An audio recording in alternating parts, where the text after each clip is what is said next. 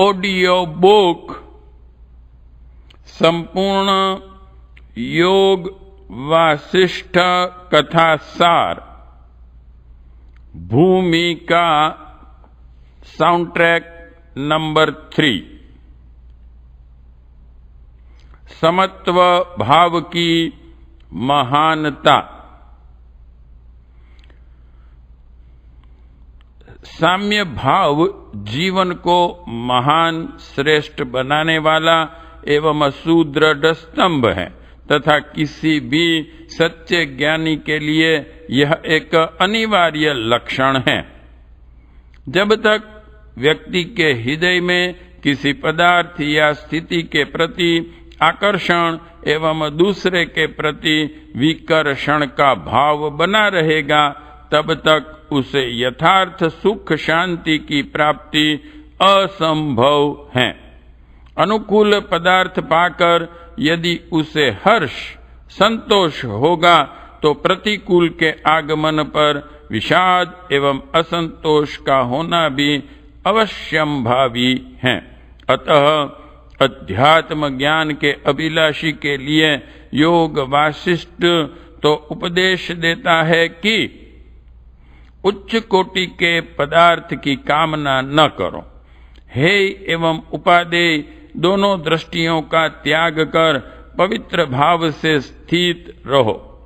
जैसे जब तक मेघ नहीं हटते तब तक आकाश में चांदनी नहीं दिखाई देती, इसी तरह जब तक हृदय से हेय एवं उपादेय का भाव नहीं जाता तब तक समत्व का उदय नहीं होता।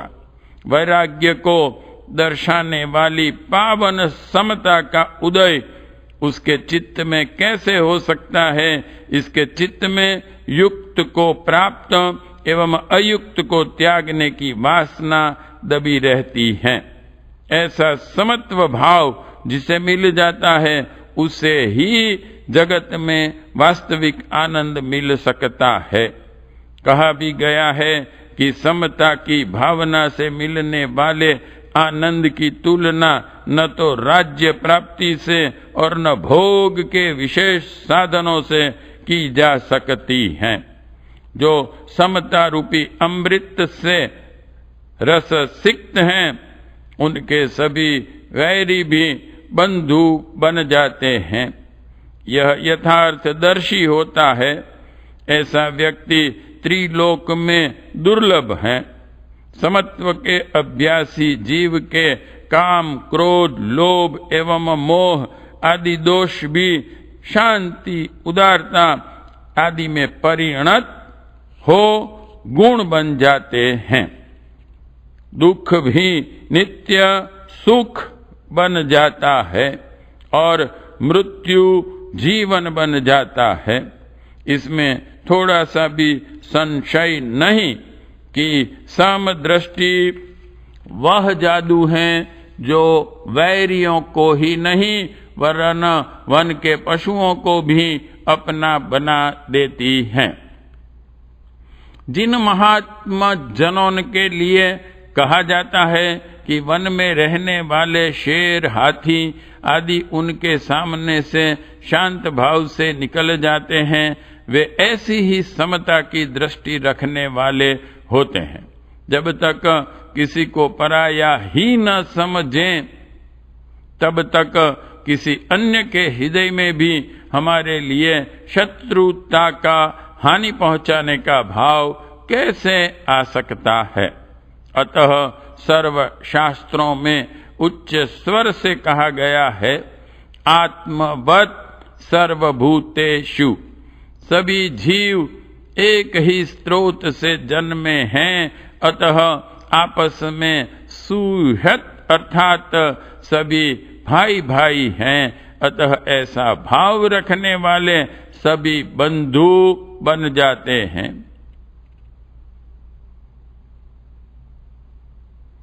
सर्वस्व त्याग एवं उसका महात्म्य।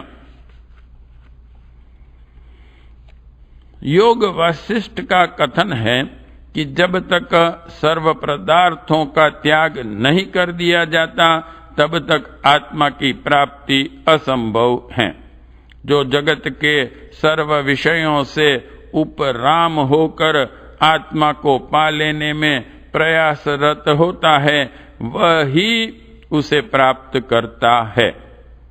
जो और किसी पदार्थ को नहीं पाता, वही परम अमृतमय आत्मा को प्राप्त करता है। यथार्थ सर्व त्याग ऐसा चिंतामणि है जिससे सभी तरह के दुखों का अंत हो जाता है। सर्वस्व के त्याग से ही सब कुछ मिलता है। यह सर्व त्याग की बात आजकल के लोगों को, जो सार्वाधिक पाने हेतु किसी कर्म अकर्म में संकोच नहीं करते, बिल्कुल अर्थ रहित जान पड़ेगी। वे कहेंगे कि आजकल तो बिना पैसे के जल भी नहीं मिलता, मिट्टी भी नहीं मिलती है, तब सभी कुछ त्याग देने पर हमारा अस्तित्व कैसे बच पाएगा। पर उन्हें समझना चाहिए कि यहाँ पर त्याग का तात्पर्य घर बार काम धंधा त्याग कर, लंगोटी लगाकर एकांत जगह में बैठने से नहीं है।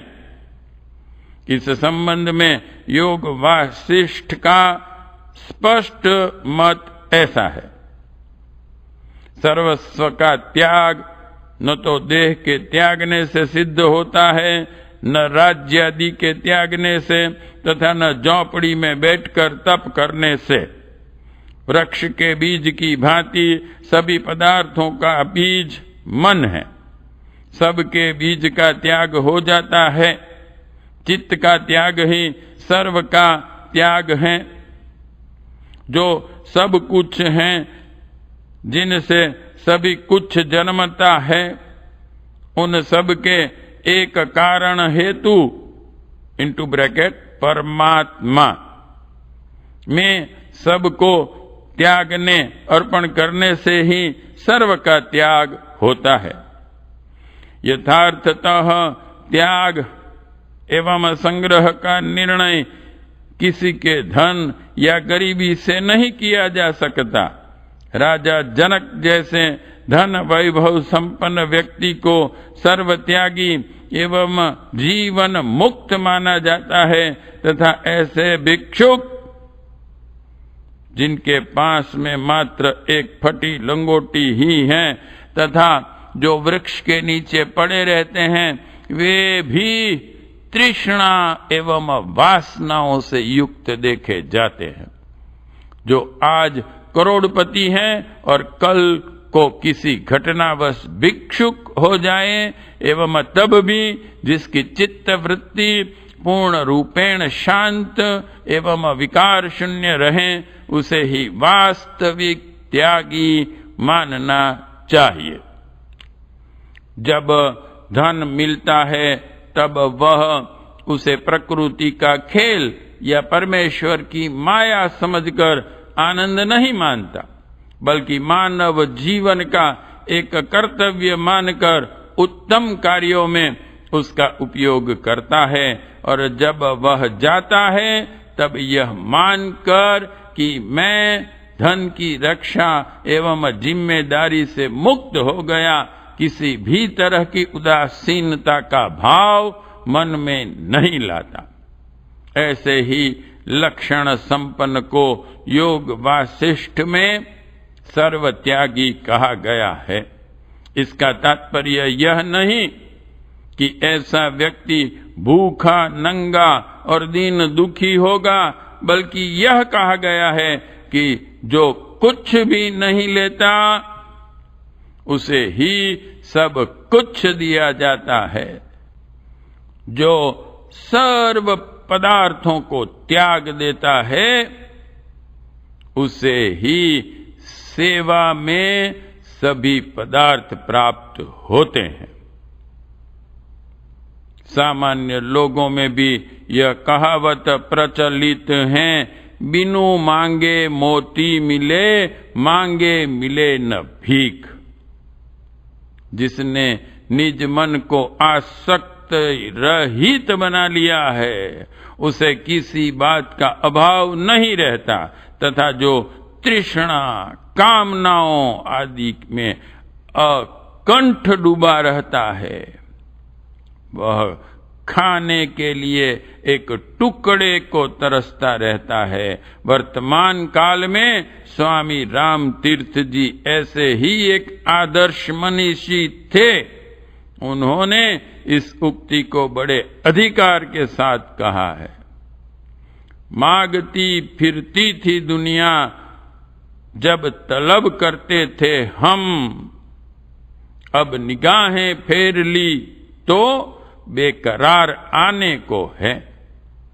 जो व्यक्ति दुनिया के उत्तम पदार्थों का लालच करके उनकी ओर भागते हैं, उन्हें प्रायः निराशा ही हाथ लगती है, परंतु जो उनकी लालसा माया से स्वयं को पूरी तरह मुक्त कर लेते हैं, उन्हें पुनः किसी भी पदार्थ का अभाव नहीं खटकता है। अनासक्त कर्म का महत्व। योग वासिष्ठ में कहीं पर भी यह नहीं कहा गया है कि व्यक्ति को सभी तरह के जागतिक कर्म एवं साधन सामग्री का परित्याग करके साधु वैरागी का अकर्मण्य जीवन व्यतीत करना चाहिए। कोई भी ज्ञानी अपना एवं दूसरों का हित चाहने वाला यह नहीं कह सकता कि ऐसा पराश्रित या निकम्मा जीवन आत्मिक प्रगति की दृष्टि से सराहनीय कहा जा सकता है। व्यक्ति को अपने कर्तव्य का परिपालन पूर्ण श्रम एवं मन से करना चाहिए। साथ ही उसमें न कभी आसक्त होना चाहिए और न मोह रखना चाहिए। हम जानते हैं कि यह स्थिति बहुत ऊंची एवं असाधारण है तथा आज की दुनिया में तो लगभग सभी लोग इससे विपरीत पथ पर अग्रसर हैं। वे श्रम एवं अध्यवसाय से तो बचना चाहते हैं तथा संपदा एवं वैभव पर अपने एकाधिकार की इच्छा रखते हैं। यह ऐसी बात है जिसका परिणाम कलह एवं आपाधापी की वृद्धि के रूप में होना आवश्यक है। बिना श्रम किए अन्य के श्रम के फल को आत्मसात कर लेने की वृत्ति से जगत में कभी शांति नहीं आ सकती तथा न ही कोई व्यक्ति सुख पा सकता है। इसके ठीक उल्टा योग वासिष्ठ में कहे गए मार्ग का आचरण करने से व्यक्ति अपने कर्तव्य का तो पूरी तरह पालन करता है, किंतु उसके फल या सांसारिक लाभ की ओर से अनासक्त बना रहता है। जगत में कभी दुख, कष्ट अथवा अभाव का प्राकट्य नहीं हो सकता। अतिशय वेदना की बात यह है कि स्वतः की अयोग्यता, अकर्मण्यता एवं स्वार्थांधता वश लोगों ने एक उत्तम एवं आदर्श का उल्टा सीधा अर्थ निकालकर उसकी मिट्टी पलित कर दी। हम स्वीकार करते हैं कि योग वासिष्ठ एवं भगवत गीता के अनासक्त कर्म योग का सिद्धांत किसी भी हीन मनोवृत्ति के व्यक्ति हेतु व्यावहारिक नहीं जान पड़ेगा तथा वह उसे सर्वदा असंभव एवं मात्र आदर्श रूप ही बताएगा, परंतु इसमें उस सिद्धांत का कोई भी दोष नहीं है। यदि एक शाक बेचने वाला असली हीरे एवं माणिक्य की कीमत 10-20 रुपया ही बताएं तो इन बेशकीमती रत्नों का महत्व घट नहीं सकता। महापुरुष सदैव सिद्धांत को मानते आए हैं एवं अधिकांश इसका पालन भी करते रहे हैं। अतः लेखकों ने उनका एक अति विशिष्ट गुण यह कहा है कि वे संपदा एवं विपदा में एक जैसे भाव रखने वाले होते हैं। गोस्वामी तुलसीदास जी श्री राम की प्रशंसा करते हुए श्री रामचरितमानस अयोध्या कांड के 2 श्लोक में लिखते हैं। अयोध्या कांड प्रार्थना श्लोक 2। रघुकुल को प्रसन्नता देने वाले श्री रघुनंदन के मुख कमल की जो शोभा राज्याभिषेक की बात सुनकर न तो आनंदित हुई और न वनवास के दुख की बात से मलिन हुई। वह मुखारविंद की छटा मेरे लिए सर्वदा सुंदर मंगलों की दात्री सिद्ध हो। उक्त तथ्य की पुष्टि हेतु सर्वाधिक लिखने या प्रमाण देने की आवश्यकता नहीं है, क्योंकि श्रेष्ठता का उत्तम रहस्य इसी सिद्धांत के मानने एवं कर्म व्यवहार के अंतर्गत लाने में है। यदि कोई मनुष्य राजा की भूमिका निभाने के लिए स्वर्ण सिंहासनारूढ़ होता है तथा रत्न जटित मुकुट सिर पर रखता है तो भी चाहे तो हृदय से पूर्ण त्यागी एवं वैरागी रह सकता है। ऐसे व्यक्ति योग वासिष्ठ के तहत इस जगत के संपूर्ण प्रपंच को बेकार मानते हैं, परंतु यह समझकर कि जिस उद्देश्य से प्रभु ने हमें मानव जीवन दिया है उसकी पूर्ति हेतु हमें मनुष्योचित कर्म जीवन पर्यंत करते रहना चाहिए। वे कभी अकर्मण्यता को नहीं स्वीकार करते। अकर्मण्य व्यक्ति तो पशु से भी गए बीते होते हैं। यहाँ इस तथ्य को इस सदग्रंथ की महत्ती विशेषता मानते हैं कि इसने जो उपदेश दिया है वह मानवता के विकास के लिए है, न कि व्यक्ति को आलसी, विलासी एवं अवनति की ओर ढकेलने वाले के लिए। इतने पर भी जिन्हें इसमें मात्र जगत को त्यागने वाला वैराग्य, जीवन को अकर्मण्य बनाने वाला तप एवं त्याग ही दिखाई देता है, तो यह उनके दृष्टिकोण का ही दोष है।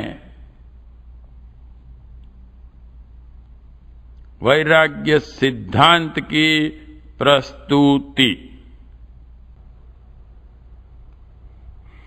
जब योग वासिष्ठ की संरचना का लक्ष्य जगत में रहते हुए जीवन निर्वाह से संबंधित सभी उत्तम कर्तव्यों का पालन करते हुए मानव जन्म को सार्थक करना ही है, तब सर्वसामान्य लोगों में इसके संबंध में यह भ्रम क्यों फैला है कि यह सदग्रंथ वैराग्य एवं विश्व के त्याग का उपदेश देता है।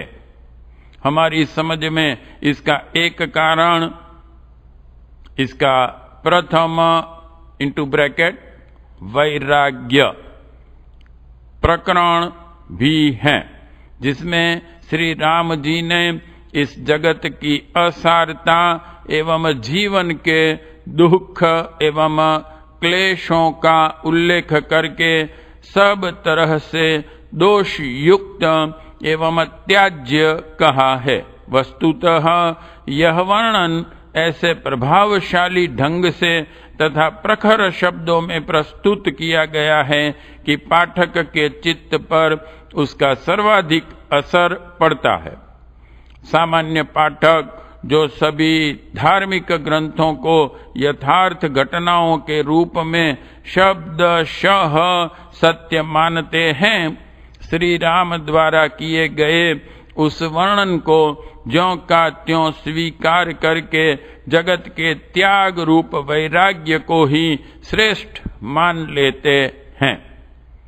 वह यह मानने में असमर्थ होते हैं कि वह एक तरह की लेखन शैली है जिसमें योग वासिष्ठ प्रणेता ने अपने प्रतिपादित विश्व का विवेचन करने के पूर्व तत्संबंधित सभी प्रश्नों एवं शंकाओं को श्री राम जी के मुख से ठीक समय में कहलवा दिया है। उसने श्री राम की वैराग्यावस्था का रूपक ऐसे सहज चरित्र चित्रण के रूप में प्रस्तुत किया है तथा भाषा में इतना ओज भर दिया है कि एक ही बार में पाठक इसी प्रवाह में बह जाता है। श्री राम जी इस जगत को सर्व प्रकार से दोषमय बतलाते हैं। देखें, वैराग्य प्रकरण 27/31, जिसका अर्थ है ऐसी कौन सी दृष्टि है जिसमें दोष न हो, कौन सी ऐसी दिशा है जिसमें दुख का दाह न हो, ऐसी कौन सी जन्मी वस्तु है जो नाशवान न हो, तथा कौन सी ऐसी क्रिया या कार्य हैं जो माया एवं कपट से युक्त न हो। अब आगे इसी की विवेचना करते हुए बतलाते हैं कि वैराग्य प्रकरण 28/10 एंड वैराग्य प्रकरण 26/9 में कहा है, बाल्य एवं यौवनावस्था से युक्त मानव शरीर एवं संपूर्ण वैभव संपदा ये सभी अनित्य है। संसार के सभी पदार्थ जल तरंगवत एक रूप से दूसरे रूप में बदलते रहते हैं। आयु अतिशय (तरल) हैं, मृत्यु अतिशय कठोर हैं और यौवन अतिशय चपल हैं। वैराग्य प्रकरण 18/37 में कहा है, लक्ष्मी से क्या, राज्य से क्या, काया से क्या और मनोरथों संकल्पों से क्या, इन सभी को काल अत्यल्पावधि में ही काट डालता है। फिर निर्वाण प्रकरण उत्तरार्ध 163/44 एंड निर्वाह प्रकरण उत्तरार्ध 93/73 में कहा है, इस जगत रूप प्रवाह में सुख की क्या बात है। यहाँ पर प्राणी मरने के लिए जन्मता है और जन्म लेने के लिए मरता है। यहाँ की सभी संपदाएं आपत्ति रूप हैं। सुख एकमात्र दुख देने के लिए हैं, जीवन मरने के लिए हैं। इस प्रकार यह सभी कुछ माया का विस्तार है।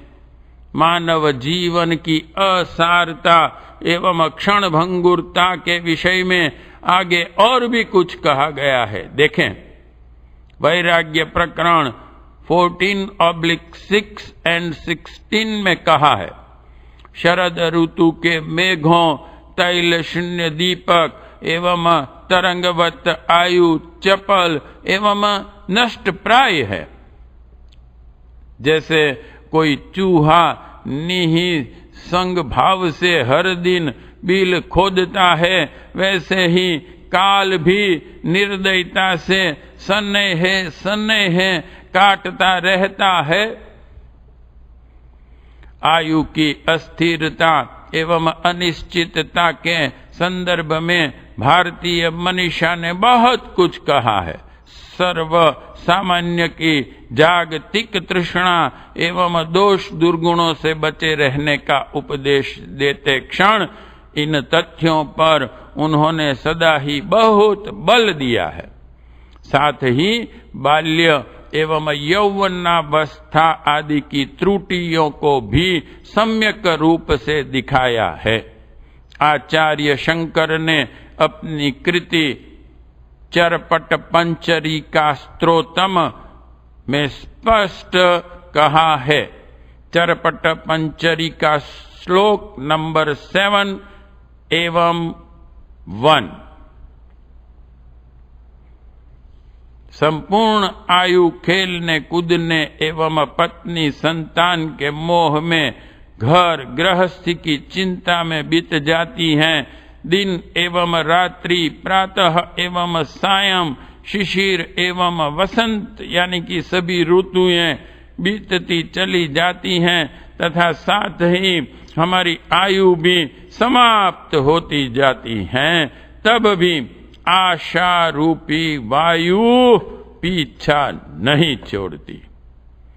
वैराग्य शतक के रचनाकार प्रख्यात कवि भर्तृहरि भी आयु की अस्थिरता एवं निस्सारता के संदर्भ में कुछ ऐसे ही भाव व्यक्त करते हैं। 100 बरस की आयु रात में बीतत आधे, ताके आधो आध बाल वृद्धापन साधे। रहे यहे दिन शेष आदि ग्रह काज सम होयो, नाना विध बकवाद करत सब ही न कंग खोयो। जल की तरह बूंद बूंद सदृश्य देह खेह हवै जात है, सुख यहाँ कौन इन नरन का जासों फूलत गात हैं। भगी भोग की चाह गयो गौरव गुमान सब, सखा गए सुरलोक अकेले आप रहे अब। उठत लकड़ियां टेक तिमिर आंखन में छायो, शब्द सुनत नहीं कान वचन बोलन बहकायो। यह दशा भई तिनकी तऊ चकित होत, मरिबो सुनत देखो विचित्र गति जगत की, दुख हूं सुख सो सुनत।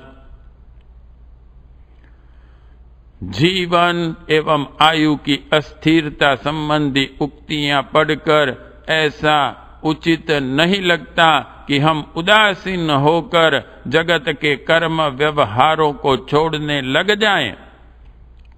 इसमें तो कोई संशय नहीं कि मानव जीवन अति महत्व का होते हुए भी अनिश्चित है।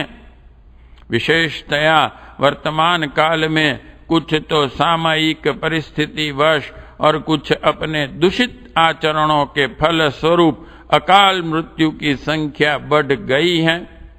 हरेक उम्र के सहस्त्रों व्यक्ति जो प्रकट में सभी तरह के स्वस्थ प्रसन्न दिखाई देते हैं, 1-2 मिनट के अंदर ही काल कवलित हो जाते हैं। आजकल तो प्रायः खाते पीते गपशप करते चलते फिरते हुए लोगों की मृत्यु की सूचना पाया करते हैं। इससे जीवन की अस्थिरता के तथ्य को जानकर मनुष्य को चाहिए कि अपना कारोबार एवं व्यवहार सदा इस स्थिति में रखें जिससे कोई ऐसी घटना हो जाने पर उनको असावधानी तथा लापरवाही का दोषी न कहा जा सके। किसी ने सच कहा है कि व्यक्ति को निज कर्तव्य कर्म सर्वदा इस तरह मुस्तैदी के साथ करते रहना चाहिए कि मानो हमें कल ही इस नश्वर जगत से जाना होगा। कबीरदास जी का यह दोहा तो उक्त संदर्भ में अतिशय सटीक है। देखें, काल करे सो आज कर, आज करे सो अब, पल में परलय होएगी, बहुरी करेगो कब। अतः सतर्क एवं कर्तव्य निष्ठ व्यक्ति वह कहलाता है जो लोभ मोह से संपन्न होते हुए भी उचित कर्मों की पूर्ति में कभी शिथिलता न बरतें तथा अपना समस्त व्यवहार ऐसा स्पष्ट एवं सुनिश्चित रखें कि प्रभु का आमंत्रण मिलते ही क्षण भर की देरी न करें, न अपनी असावधानी के कारण पछताएं और न सोच विचार ही करें। यही योग वासिष्ठ के वैराग्य सिद्धांत का सार तत्व है।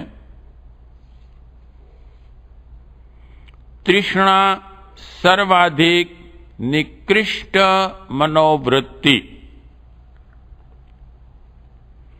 तृष्णा के दोषों को दर्शाते हुए श्री राम जी बोले कि यह मनुष्य को ऐसा जलाती है कि उसकी जलन अमृत से भी शांत नहीं हो सकती।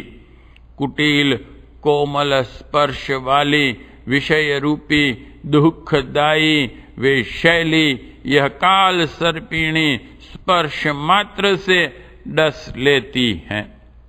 यह चपल मरकटी अलंध्य स्थल पर भी पैर रखती हैं।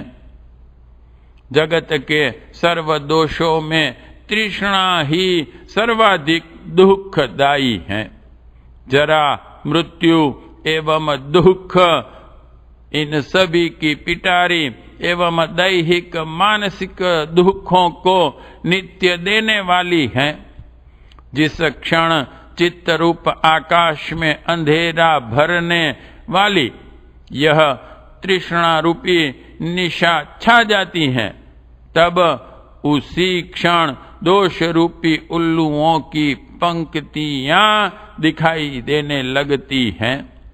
तृष्णा का मारा व्यक्ति देखने में अति दीन नष्ट हृदय ओज शून्य हो जाता है, नीचता को प्राप्त होता है, मोह ग्रस्त होकर रोता हुआ गिर जाता है। वृद्ध होने के कारण प्राणी के नेत्र एवं दांत आदि सभी अंग जीर्ण शीर्ण हो जाते हैं। एकमात्र तृष्णा ही कमजोर नहीं होती। तृष्णा की ऐसी क्रूर निंदा सभी कवियों एवं मनुष्यों ने की है। व्यक्ति का पतन जिन कारणों से होता है उनमें तृष्णा प्रमुख है। इस तरह से यह किसी बड़े दोष की भांति नहीं जान पड़ती, परंतु जब यह बढ़ जाती हैं तो दूसरे विविध दोष प्रकट हो जाते हैं। धन की तृष्णा के फल स्वरूप व्यक्ति का बेईमान हो जाना तथा व्यवहार एवं लेन देन में असत का सहारा लेना स्वाभाविक है। वर्तमान काल में धन का वैभव बढ़ जाने तथा उसी से संसार की सभी सुख सामग्रियां मिल जाने से अधिकांश में यह दोष आ गया है तथा वे व्यापार व्यवसाय में, राजकीय सेवा एवं अन्य स्रोतों में धन के लिए सत्यता एवं ईमान से सदा दूर हटते चले जाते हैं। यद्यपि ऐसे आचरण से व्यक्ति शुरू में कुछ ज्यादा धन कमा लेता है, परंतु उसका अंत कभी अच्छा नहीं होता। अतः कहा गया है कि तृष्णा दीप शिखा के सदृश होती हैं। जैसे दीप शिखा मध्य में शुभ्र और अंत में काली होती हैं, वैसे ही तृष्णा भी मध्य में भोग वैभव से शुभ्र और अंत में दुख एवं मृत्यु दात्री होने से काली होती हैं। इतना ही नहीं बल्कि हमारा विचार तो यह है कि तृष्णा वाले को यथार्थ सुख कभी नहीं प्राप्त होता, क्योंकि थोड़ा बहुत धन वैभव मिल जाने पर भी उसका हृदय सदैव अशांत रहता है। पहले तो धन के लोभ से वह जो अनुचित कर्म करता है उसकी प्रतिक्रिया उसी के अंतस में होती रहती हैं तथा अन्य उसे इस तरह से प्राप्त धन की रक्षा की समस्या भी सदा चिंतित बनाए रहती हैं। इससे उसका मन कभी सुखमय नहीं हो पाता।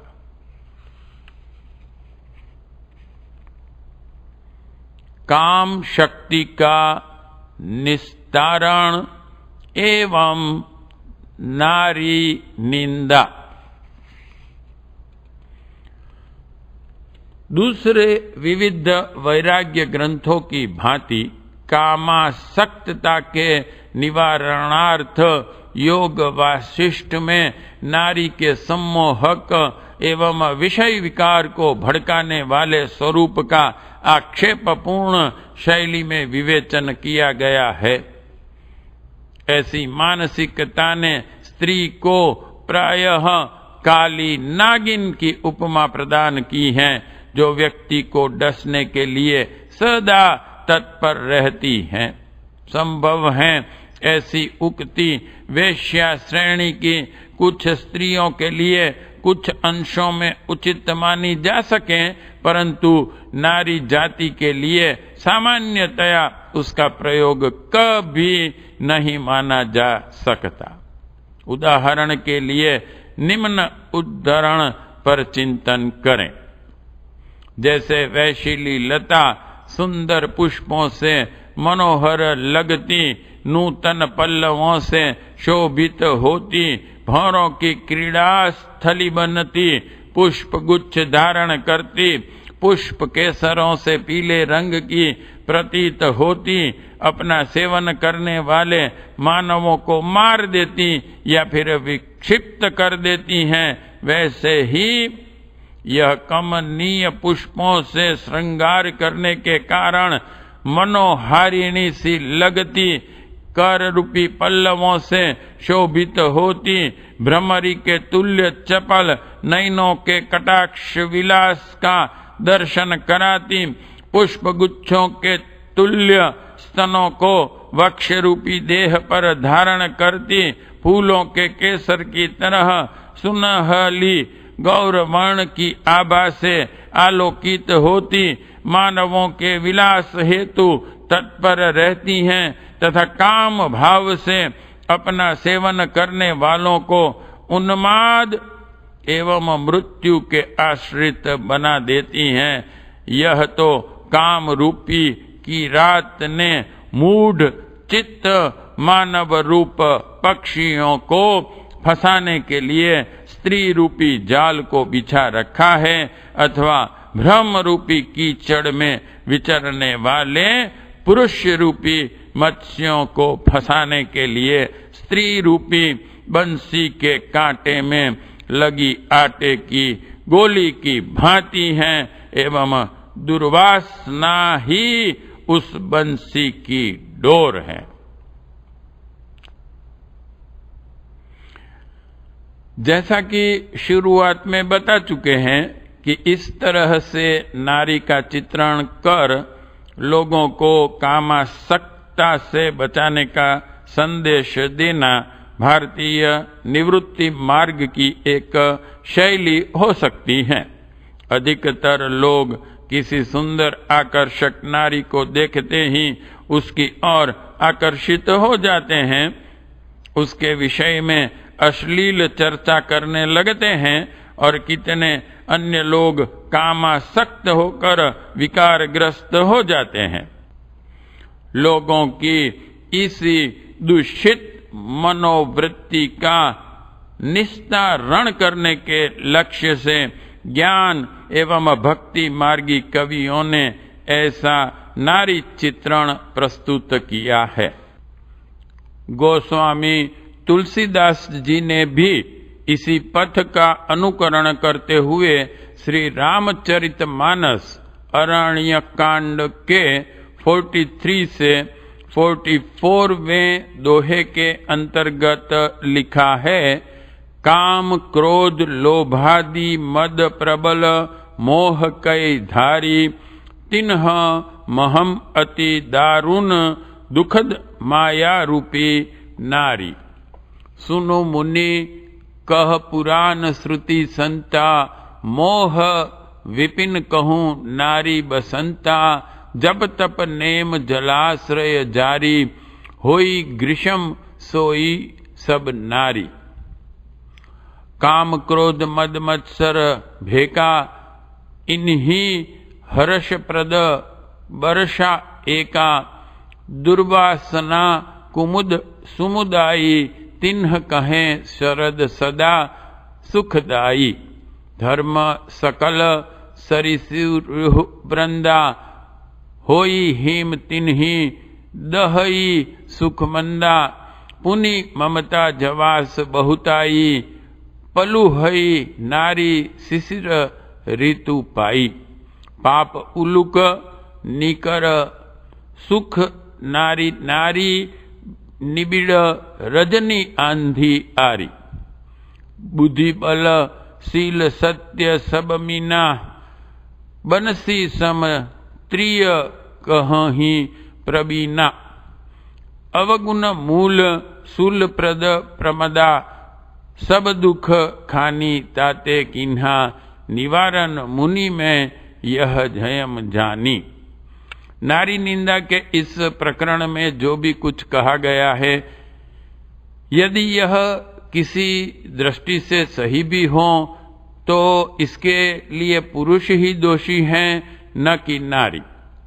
एक और तो पुरुष कवियों ने नाई का भेद एवं नवरस वर्णनम के ग्रंथ रचकर नारी को विधाता की सृष्टि में अनुपमेय एवं दर्शनीय बतलाकर आकाश में चढ़ा दिया, तथा दूसरी ओर वे उसको नरक का द्वार कहने लगते हैं। नारी ने स्वयं तो इस संदर्भ में कुछ भी नहीं कहा सुना। इस विषय में आगरा के श्री भगवती दास जी ने ठीक ही कहा है।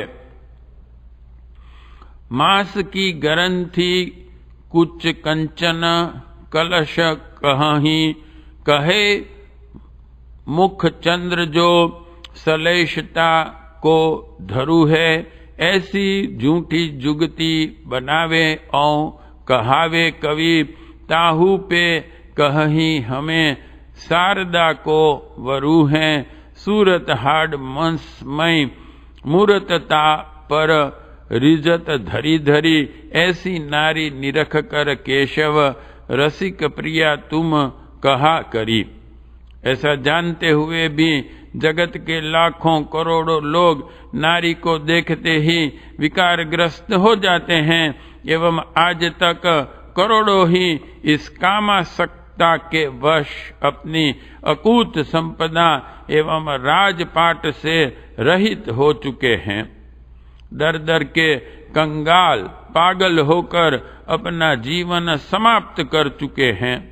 हम नारी को इसके लिए कैसे दोषी ठहरा सकते हैं? यदि व्यक्ति क्रोधावेश या भयवश कुएं में गिरकर आत्महत्या कर लें तो क्या इससे कुएं को भी दोषी ठहराया जाएगा? कुआं तो जल पिलाकर लोगों के जीवन रक्षार्थ बनाया गया है। यदि कोई व्यक्ति अपनी गलती से या फिर स्वभाववश उसमें कूदकर जान गंवाता है तो यह मात्र उसी का उत्तरदायित्व माना जाएगा।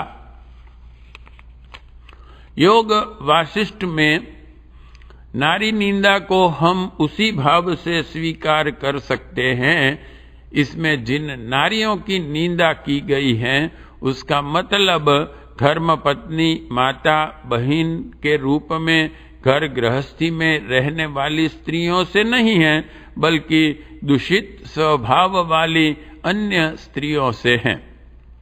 उसे वैसी दशा तक पहुंचाने के मूल कारण भी प्रायः कामुक, बदमाश एवं गुंडा प्रकृति के लोग ही होते हैं। यदि आप पेशेवर खानदानी 200-500 स्त्रियों को जांचे तो यही पता चलेगा कि किसी व्यक्ति ने ही उन्हें बहका कर अथवा बलात् भ्रष्ट करके कुपथगामी बना दिया है। भूमिका साउंड ट्रैक नंबर 3 समाप्त।